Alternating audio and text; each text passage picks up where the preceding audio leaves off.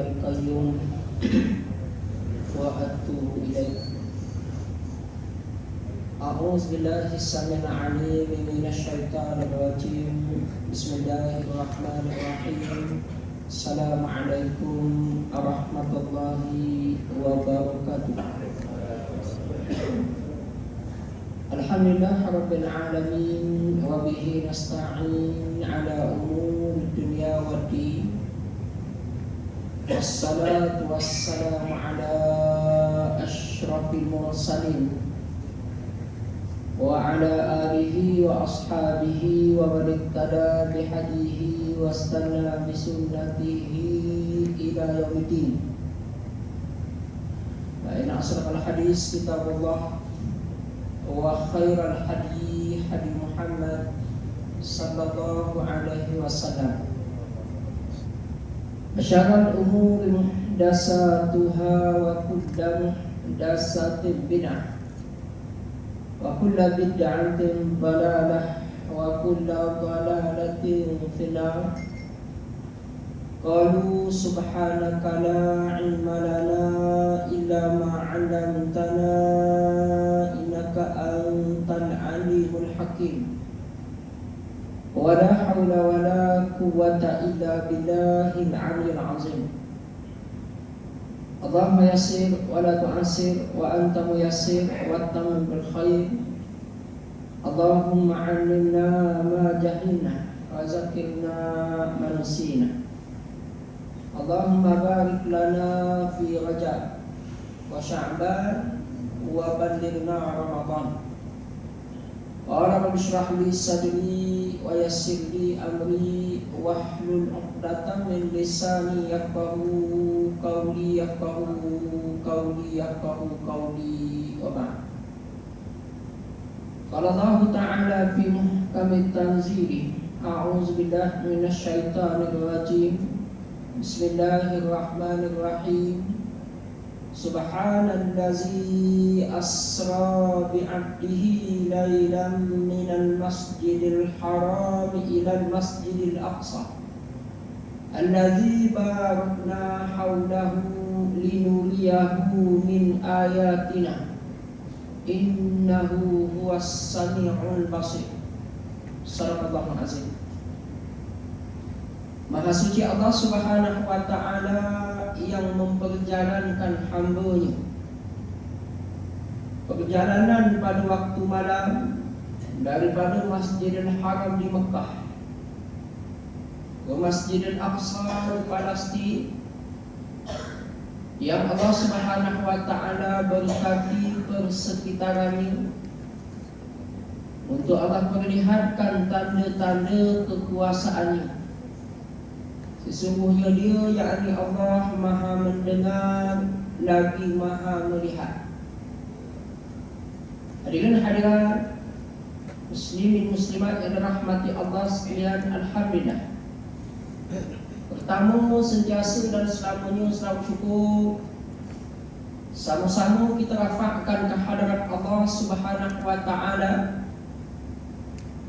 karena alhamdulillah pada pagi ini Allah Subhanahu wa ta'ala masih lagi kurniakan kepada kita nikmat kesihatan. Allah masih lagi pinjamkan kepada kita nikmat kehidupan. Sebab itu menjadi perkara yang sunnah, bila kita bangkit, bangun je daripada tidur, kita puji Allah. Nabi SAW ajarkan kepada kita dengan doa alhamdulillahillazi ahyana ba'dama amatana wa ilaihin nusyur. Kita puji Allah Subhanahu wa ta'ala yang menghidupkan kita kembali selepas Allah mematikan kita sekejap. Kita tahu an-naum akhul maut, tidur adalah saudara mati. Allah sebut Allahu yatawaffal anfusahi namautiha wallati lam tamut fi manamiha wa yumsikul lati ila qada ajali maut. Allah yang menguasai jiwa-jiwa. Ada yang telah menjadi ketetapan bagi Allah kematiannya masa tidurnya. Maka bila dia tidur, ruhnya keluar dan ruh itu tidak akan dikembalikan lagi ke jasadnya, karena itu adalah waktu kematiannya. Tetapi bagi seseorang yang belum sampai waktu dan ajalnya, Allah sebut, bila dia tidur ruhnya keluar, maka ruh itu dikembalikan balik ke jasadnya. Sebab tu Nabi suruh kita puji Allah, karena Allah menghidupkan kita kembali selepas Allah mematikan kita sekejap. Dan juga supaya kita ingat yang kita ni akan dikembalikan kepada Allah Subhanahu wa Ta'ala nanti. Dan saya dirahmati Allah sekalian, dan alhamdulillah Allah pilih kita pada pagi ini. Kita tahu juga tentang kelebihan sembahyang subuh berjemaah, sangat hebat, sangat besar fadilat, kelebihan, keutamaan ini. Di dalam kitab An-Nasaihud Diniyah wal Wasaya Al-Imaniyah, susunan Imam Abdullah Al-Haddad, didatangkan beberapa hadis tentang kelebihan subuh dan isyak berjemaah. Antaranya ada hadis Nabi SAW bagi tahu, Nabi sebut, man sallal isya'a fi jama'ah faka'annama qama nisfal lail, wa man sallal subha fi jama'ah faka'annama qama lail kullah. Nabi kata, siapa yang sembahyang isyak berjemaah, maka pahalanya, kelebihannya, keutamaannya, seolahnya dia berkiam di sebahagian malam. Dan dia menyempurnakan dengan subuh berjemaah, isyak berjemaah, nisfal lail, separuh daripada malam. Lengkapkan dengan subuh berjemaah, faka'annama qamal lail kullah. Nabi kata, seolahnya dia berkiam di sepanjang malam. Ada hadis lain Nabi SAW jadikan subuh dan isyak berjamaah sebagai penanda aras, sebagai kayu ukur yang boleh membezakan di antara golongan yang benar-benar beriman kepada Allah dengan sebaliknya golongan yang hanya berpura-pura beriman, yakni golongan munafik. Nabi sebut, farqu bainana wa bainal munafiki, beza kami, yakni Nabi SAW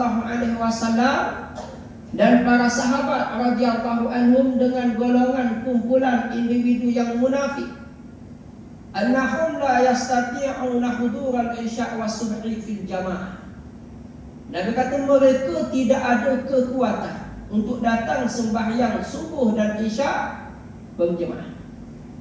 Dan ini sebagai satu peringatan juga buat kita. Kalau mungkin kita rasa berat, kadangnya rasa sukar, rasa payah untuk datang subuh berjemaah, isyak berjemaah, maka kita kena lawan dan lawan. Kalau kita risau, kita bimbang, kita takut, na'udzubillah, ciri-ciri, tanda-tanda munafik itu ada pada kita. Ada hadis lain Nabi SAW sebut, memang berat untuk golongan munafik.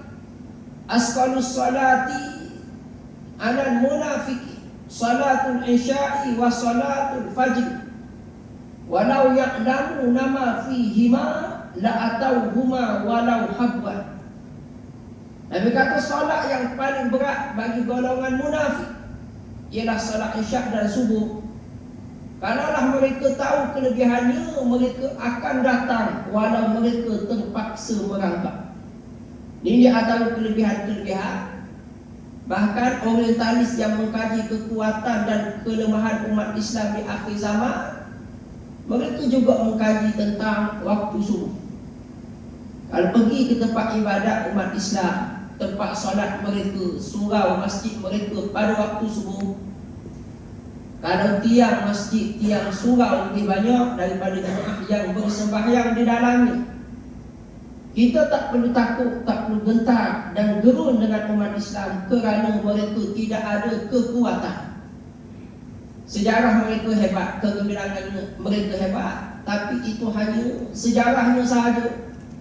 Mereka tidak akan mampu memerintah dunia kembali. Kenapa? Kerana sembahyang subuh pun mereka tak mampu nak dimarahkan, hidupkan tempat ibadat mereka. Tapi kalau sebaliknya, kita pergi ke tempat ibadat mereka, masjid mereka, surau mereka pada waktu subuh, diimarahkan, dimakmurkan, dihidupkan sungguh-sungguh, maka ketika itu kita kena ingat umat Islam dia akan bangkit.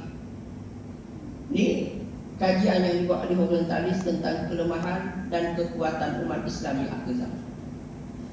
Dan alhamdulillah Allah pilih kita tuan-tuan yang dirahmati Allah sekalian. Mudah-mudahan kita termasuk di kalangan hamba Allah yang istiqamah. Dan kita perasan fenomena mutakhir ini sangat baik. Fenomena kempen solat berjemaah di banyak tempat. Saya kuliah di beberapa masjid di Kuantan. Semalam di Masjid Bandung, kita perasan benda yang berbeza dalam tempoh beberapa minggu terakhir ini. Ada kempen yang sangat baik. Solat subuh macam solat jemaah di banyak tempat. Bahkan di Kelantan sendiri, di Masjid Muhammad, di Masjid Negeri, Masya Allah, melimpah masjid sampai di pasar Kenopi sekarang penuh. Menu macam-macam kuliah subuhnya. Pagi subuhnya macam-macam. Sebagai satu tarikan untuk orang datang. Dan keberadaan kita dalam bulan Rejab. Rejab adalah pintu kepada Ramadan. Ada riwayat kata Nabi SAW bila masuknya bulan Rejab, Nabi SAW mula berdoa, Allahumma barik lana fi Rajab wa Sya'ban wa ballighna Ramadan. Minta dengan Allah keberkatan dalam bulan Rejab, dalam bulan Sya'ban, dan supaya Allah sampaikan kita dengan Ramadan. Ada sebahagian kata hadis ini taklah kuat untuk disandarkan kepada Nabi SAW. Dan sebahagiannya mengkategorikan hadis ini dalam kategori hadis dhaif. Cumanya dalam bab berdoa tidak menjadi permasalahan. Makna dia baik, maksudnya itu kita boleh berdoa. Kita minta dengan Allah, kita tahu dekat tempoh 2 bulan ni untuk jumpa Ramadan. Dan hari ni berapa? 22 bulan. Berapa hari sahaja lagi tinggal untuk kita jumpa Ramadan. Tetapi kalau kita tak tahu bila tempoh ajal itu datang menjemput kita, tapi kita nak sangat Allah rezekikan kita lagi untuk berjumpa dengan Ramadan. Dan Rejab adalah pintu kepada Ramadan. Syekh Abu Bakar Al-Wara diumpamakan Rejab itu seperti bulan menanam biji benih. Sya'ban bulan menyirami, dan Ramadan adalah bulan menuai hasil. Maksudnya sesiapa yang nak kebaikan dalam Ramadan, mereka nak supaya Ramadan mereka Ramadan yang terbaik, Ramadan yang bererti untuk kehidupan mereka. Maka bermula Rejab lagi mereka kena usahakan. Mereka kena seolahnya menanam biji benih untuk mereka tuai hasilnya dalam Ramadan, supaya keadaan dirinya sangat bersedia untuk jumpa Ramadan. Latih mula dengan qiyamul lail, dengan puasa sunatnya, dengan baca Al-Quran ni. Itu sebagai satu latihan untuk mereka jumpa Ramadan. Mereka seolahnya mengalu-alukan kedatangan Ramadan. Dan yang dirahmati Allah sekalian, dan bulan Rejab juga salah satu daripada bulan-bulan haram. Rejab istimewa. 3 bulan yang betul tadi ni, Rejab, Sya'ban, Ramadan. Kenapa istimewa? Di antaranya kerana pada 3 bulan yang betul tadi ni ada 3 malam yang istimewa. Rejab dengan Isra' dan Mi'rajnya, Sya'ban dengan nisfu Sya'ban, dan Ramadan dengan Lailatul Qadar. Jadi Rejab istimewa kenapa? Kerana ada Isra' dan Mi'raj. Ulama berbeza pandangan tentang tarikh berlakunya Isra' dan Mi'raj. Tapi di antara tarikh yang kuat, dikatakan Isra' dan Mi'raj berlaku pada tanggal 27 Rejab, pada tahun yang ke-12 kenabian. Ini disebut dalam beberapa kitab, Rawdatul Talibin antaranya. Tarikh inilah yang dipilih. Dan kita tahu Al-Isra' wal Mi'raj salah satu daripada mukjizat Nabi kita sallallahu alaihi wasallam. Dan mukjizat Nabi sallallahu alaihi wasallam ni banyak. Dalam muqaddimah syarah Imam Muslim, Al-Imam Nawawi rahimahullah sebut, annal mu'jizatin Nabi sallallahu alaihi wasallam tazidu ala alfin wa mi'atain. Dia kata mukjizat Nabi sallallahu alaihi wasallam jenisnya, jumlahnya melebihi daripada 1200. Mukjizat Nabi kita sallallahu alaihi wasallam ini sangat banyak. Yang paling besar adalah mukjizat Al-Quran. Mukjizat yang Allah janji, Allah jamin, Allah akan jaga, Allah akan pelihara sampai hari kiamat. Allah sebut inna nahnu nazzalna dzikra wa inna lahu lahafizun. Sesungguhnya kami turunkannya, yakni az-zikr, Al-Quran, dan kami akan pelihara, kami akan jaga. Banyak usaha daripada musuh-musuh Islam di kalangan orientalis. Ada sebahagian orientalis mereka hafal Al-Quran, Al-Hafiz, hafal Al-Quran 30 juz. Al-Quran ada dalam dada mereka, dalam fikiran mereka. Tapi kerana tujuannya tak betul, tujuannya tak baik, nak menyesatkan orang Islam, nak ubah Al-Quran. Tapi kerana janji Allah, Allah akan jaga, Allah akan pelihara Al-Quran, akan ada sentiasa bangkit golongan yang akan mempertahankan kesucian, kemuliaan, ketulinan Al-Quran. Dan mukjizat yang kedua terbesar mengikut sebahagian besar ulama adalah mukjizat Al-Isra wal Mi'raj. Al-Imam Syafi'i rahimahullah sebut,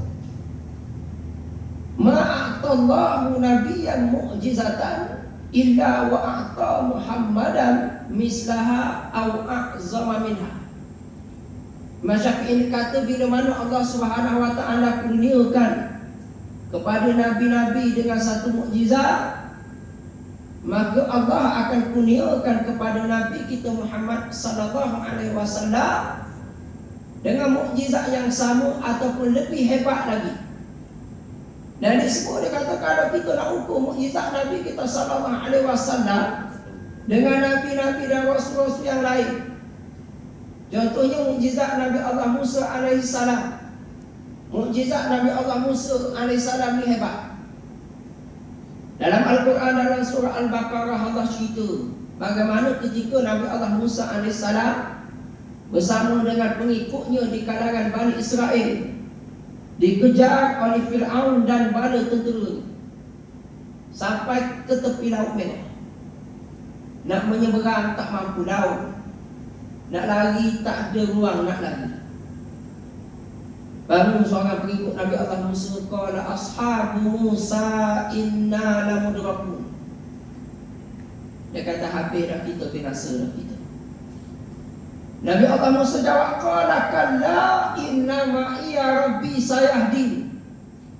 Dia kata tidak sekali, tidak akan sekali-kali, inna ma'iya rabbi, sesungguhnya yang bersama dengan kita, yang bersama dengan aku ni Tuhan aku. Sayahdi, pasti Tuhan ini akan tunjukkan jalan. Ini keyakinan para nabi dan para rasul. Kerana tugas tanggungjawab yang mereka buat ini tanggungjawab yang besar. Takkan Allah akan biarkan mereka terkapai-kapai sendirian, tidak. Dan inilah juga keyakinan yang mesti ada kepada golongan yang beriman sampai hari kiamat, yang menyambung jalan-jalan perjuangan ini. Keyakinan yang mesti ada bila kita berjuang, kita pertahankan agama, bila kita buat kerja dakwah, bila kita jaga masjid surau, pasti Allah akan tunjukkan jalan, Allah akan bantu kita, pasti. Itu jawapan Nabi Allah Musa kepada pengikut.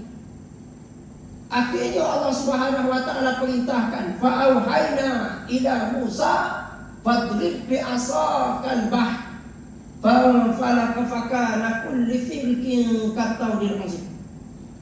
Allah perintahkan Nabi Allah Musa ni dengan tongkat tu sebagai mukjizat.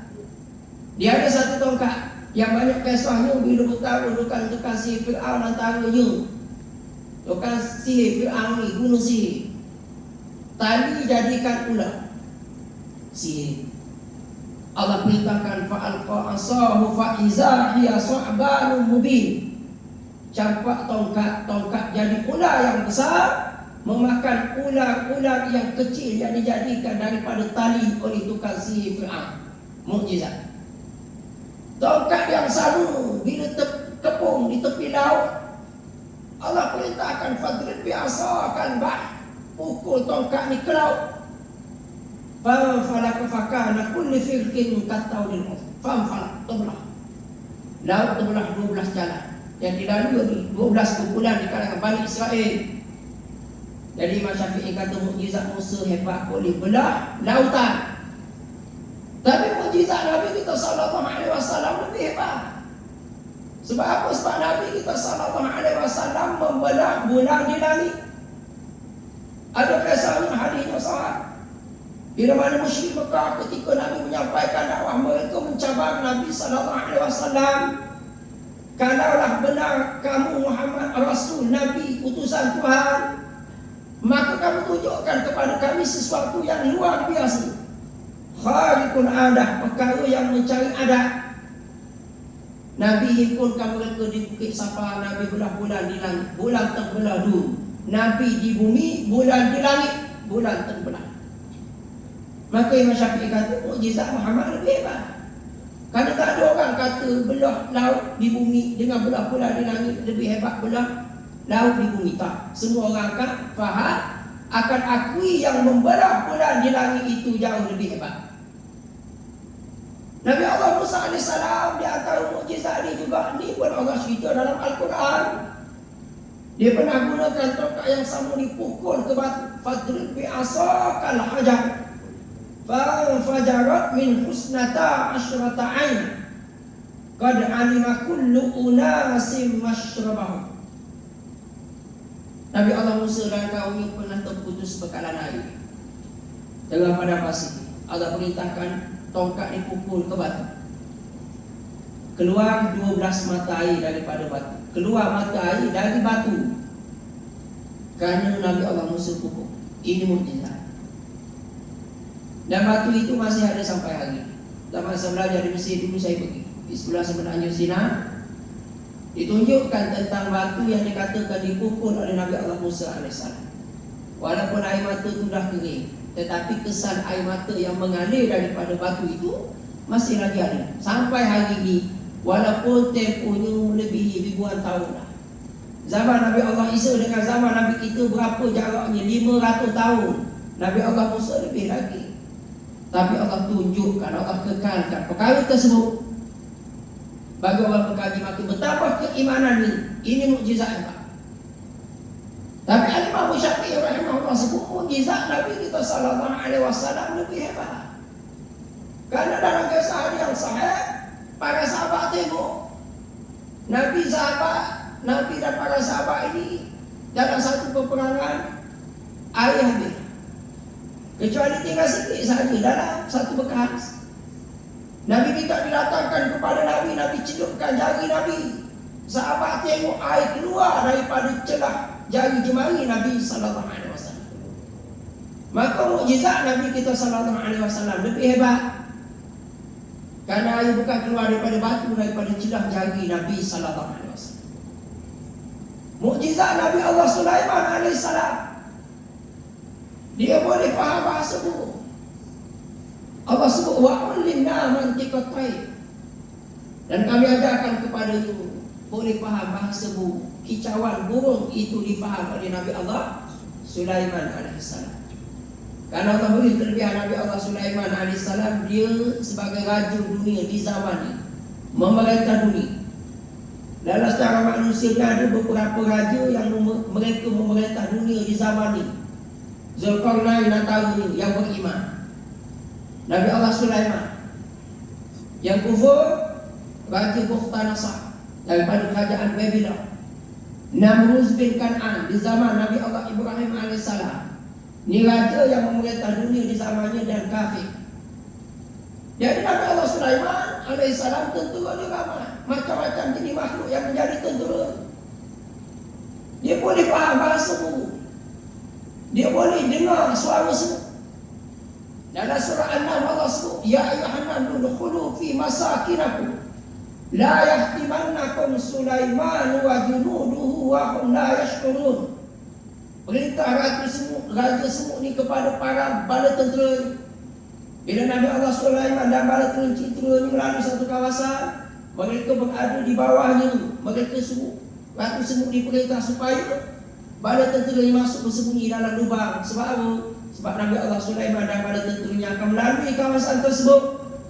Dia tak sedar, dia tak nampak kita berada di bawah, kita kecil.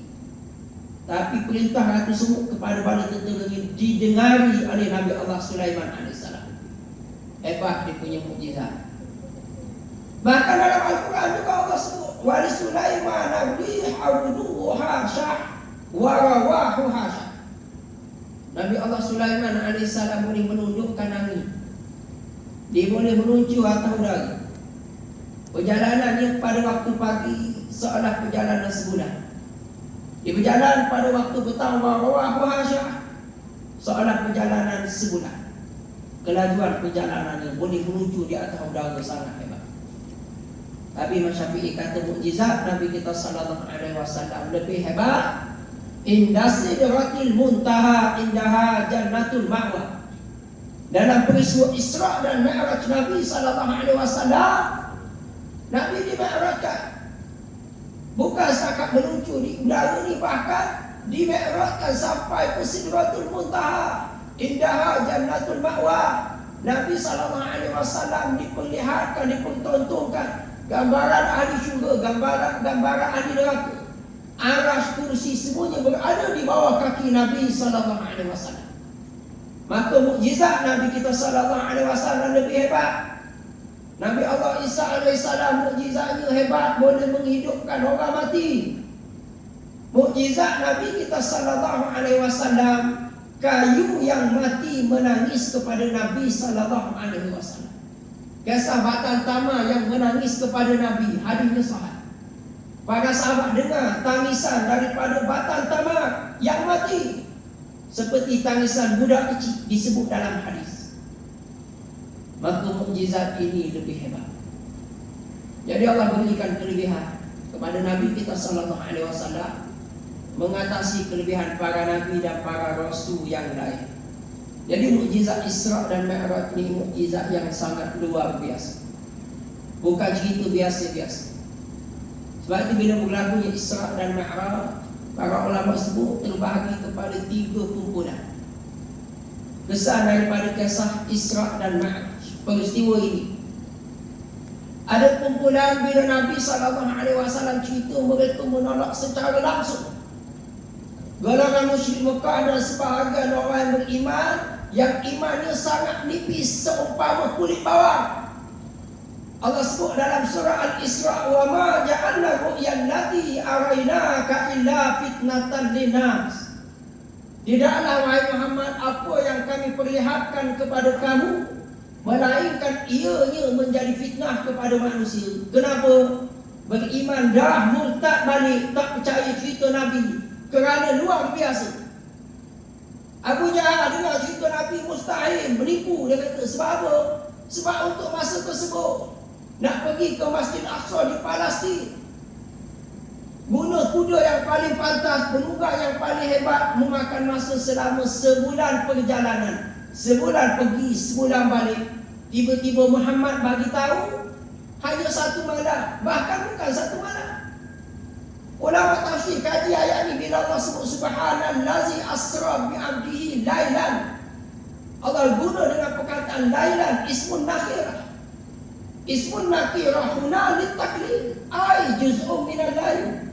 Satu bahagian daripada malam sahaja, bukan 1 malam. Jadi sangat luar biasa. Mereka fikir dengan akal, mereka takkan ada jawapan. Sampai pecah kepala pun tak jumpa jawapan, sebab mustahil. Kalau mereka fikir dengan akal. Tapi bagi orang beriman, cerita Nabi tak boleh. Allah pun bagi tahu subhanallazi asra. Allah yang memperjalankan hamba-Nya bi'abdi. Allah yang memperjalankan, bukan Nabi berjalan sendiri. Masa milik Allah, waktu, jarak, semua milik Allah. Tak boleh bagi kerana Allah berkuasa.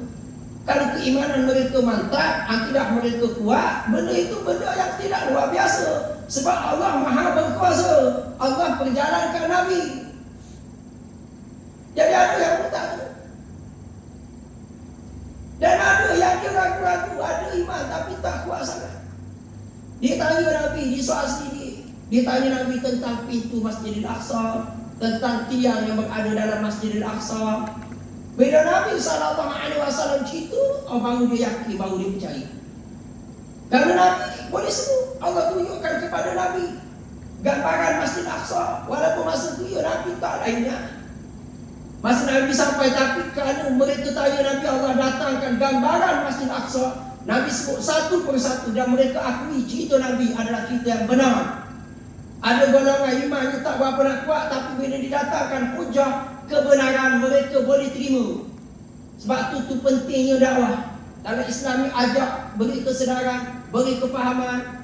Sebab tu kena datang kuliah, datang bagi ilmu, supaya keyakinan kita bertambah dan bertambah. Tapi ada golongan yang tadi kufur tu, tadi perlukan kepada hujah dulu, bukti dulu baru terima.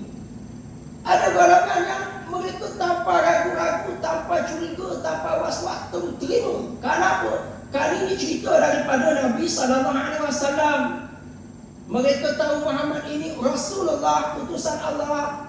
Sifat yang wajib ada padanya siddiq, amanah, tabligh, fatanah. Siddiq benar. Nabi tak akan tipu. Mustahil para rasul, para nabi menipu.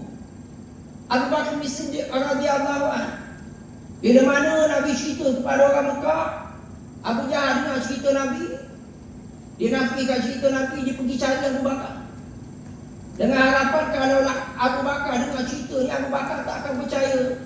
Kalau Abu Bakar tak percaya kepada Muhammad, tak akan ada orang Mekah percaya lagi kepada Muhammad.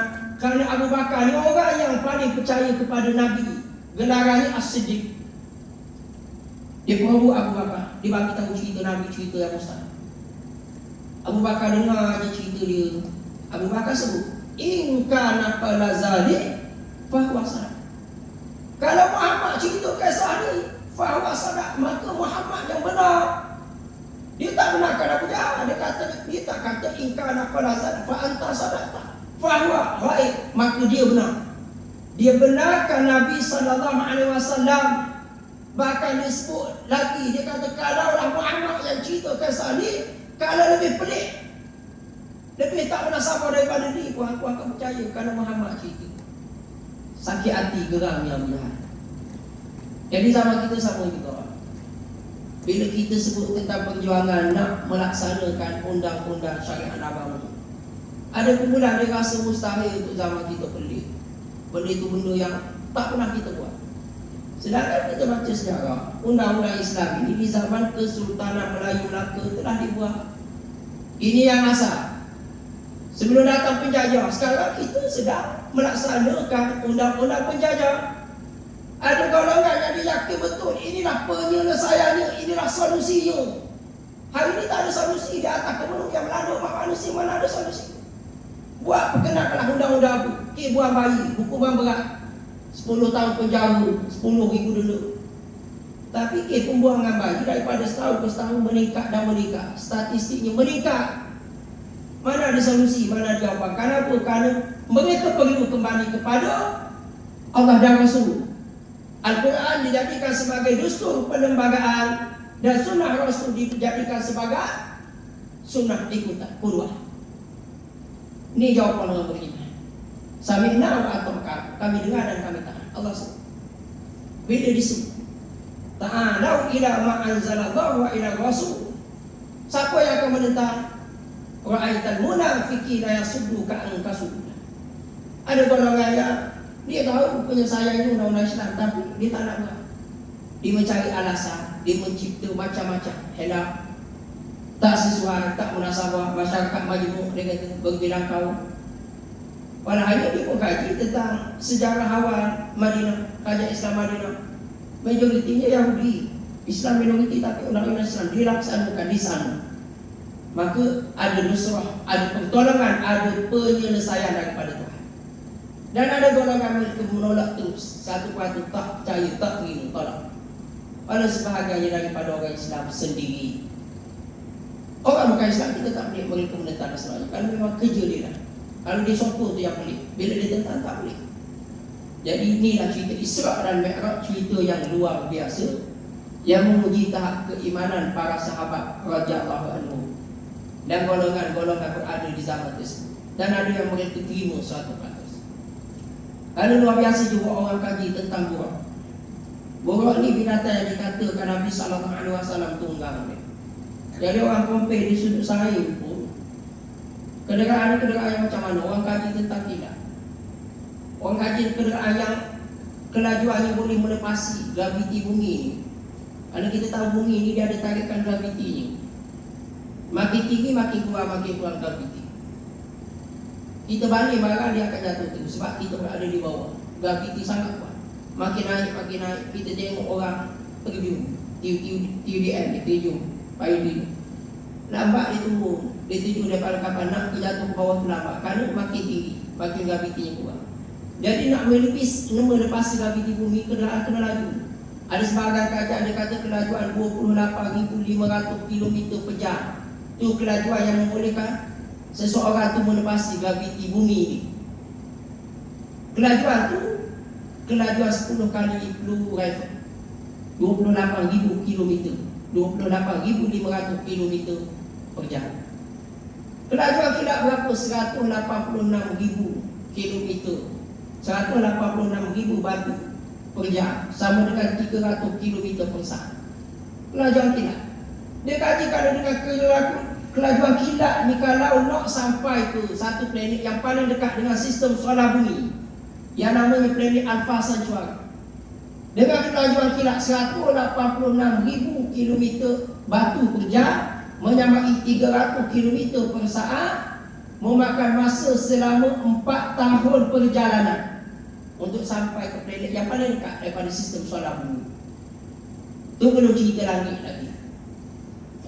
Sebab itu sebahagian yang kaji yang dikatakan Amerika dengan kemajuan aero angkasa ini, dikatakan dia pernah sampai ke bulan. Rusia pun sama, Yuri Gagarin, Neil Armstrong. Saya dengar ceramah Dr. Mark Rafa. Di antara doktor yang hebat kuliahnya, dia mengkaji banyak perkara.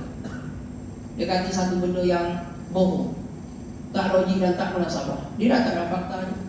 Dengan suhu, dengan keadaan di bulan, mustahil manusia akan boleh berada di bulan walau hanya 1 minit, tak boleh. Jadi dia kata mereka tu berbohong je, tipu dunia, duduk dalam studio je.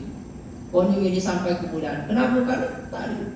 Zaman kita Syekh Muzaffar pergi ke mana? Stesen angkasa tahun 2006, tumpang Rusia kalau tak silap.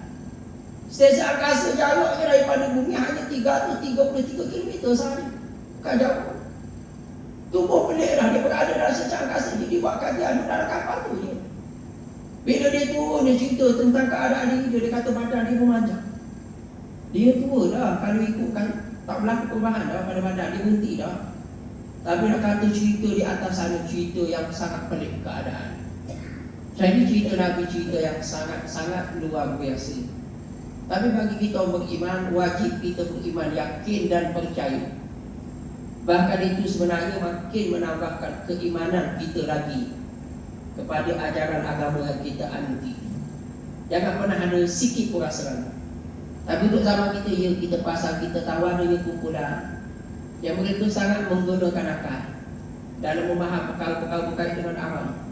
Kelompok yang berfahaman liberal, dia fikir dengan akal. Bila pada akal dia tak logik, maka dia tolak. Sebab tak logik, dia fikir dengan ni zaman. Kalau zaman-zaman dulu kita berdepan dengan kelompok-kelompok yang berfahaman Qadariyah, Jabariyah, Jahmiyah, Murji'ah. Dan untuk zaman ini kita berdepan dengan izm-izm baru.